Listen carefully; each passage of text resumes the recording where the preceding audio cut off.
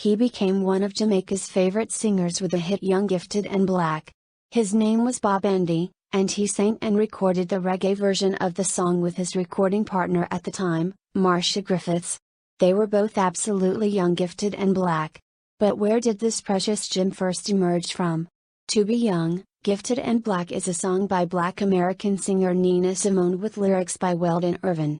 She introduced the song on August 17, 1969, and the rest was history. So from then on it was recorded by Bob Andy and Marcia Griffiths, and it became an instant phenomenon around the globe.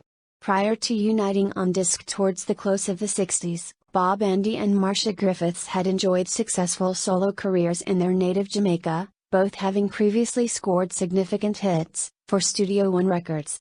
Soon after joining Harry Johnson's stable of artists, the duo made the British pop charts, with a joyous reggae version of To Be Young, Gifted and Black, which peaked at number 5 in the spring of 1970. The following summer, the pair returned to the UK charts, when their self-produced version of the Crispian St. Peter's pop hit, Pied Piper, made it to number 11, but by the mid-1970s, both singers had returned to their successful solo careers, with Marcia also becoming a third of Bob Marley's all-female backing band, the I3s.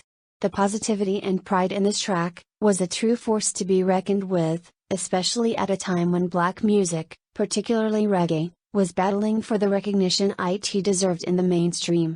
The track also played an important role in inspiring a group of people who'd lived through inequality, that better times were ahead, and the world would soon learn how special they were. We must begin to tell our young, there's a world waiting for you, this is a quest that's just begun. And the whole world will know, there's a million boys and girls, who are young, gifted and black, and that's a fact.